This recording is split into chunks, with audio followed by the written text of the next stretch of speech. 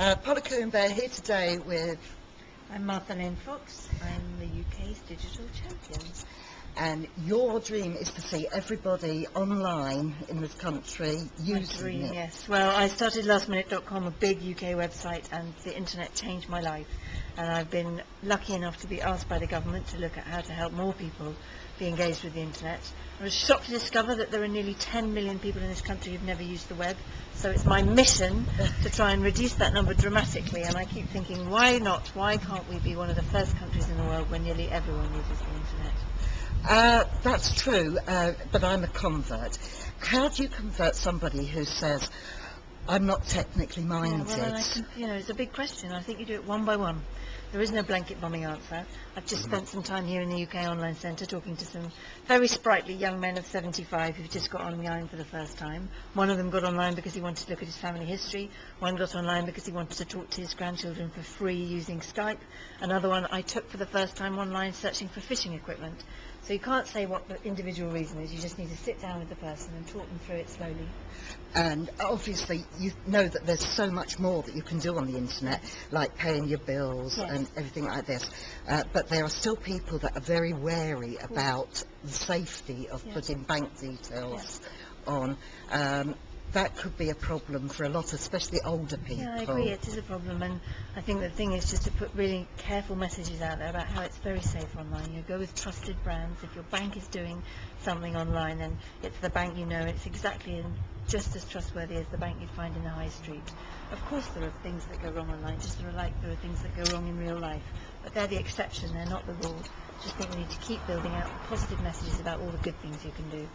Right, and it should start in schools, really, shouldn't it? The youngsters bringing it. People do learn to use technology in schools.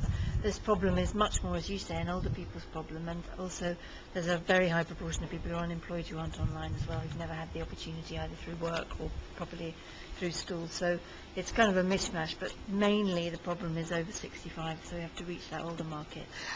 Also because they tend to be on a limited budget, and the internet is not cheap if you're trying to cut back. No, but online you save £270 a year after the cost of the computer and the broadband connection, and that's a fact. So when you've got over that initial hump and you start searching for deals or you start paying your bills, even the lowest income households save £270 a year, so that's a big number.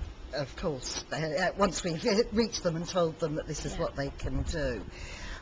You're very, very passionate about this, obviously, but you weren't always. Before you did the lastminute.com, you were doing something totally different, weren't you? No, I've always worked in technology. Oh, when I left university, I studied Greek history. That was a bit different. And then I went into a company that did technology consulting for companies looking at the internet. So, no, right from the age of 21, I've been doing this, my God, already for 16 years. So, I love technology.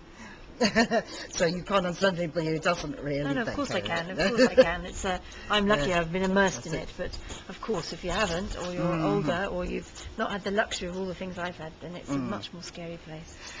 Do you think that retailers online are having it a bit easier at the moment than perhaps the high street? Well, I think the internet retailers have a different cost base, so they've got more profitability and more margin per customer. So it's it's a completely different structure. But I'm on the board of Marks & Spencer, and Marks & Spencer has a very big online business and a very big offline business, and it's those kind of hybrid models of retailers that I think are very much going to be the more sustainable models in the future. So they'll be the ones that survive, where perhaps absolutely. others You can't afford to ignore technology. It's what customers want to do, and now they want to interact with you that's important. Thank you very much. My pleasure. Nice to meet you.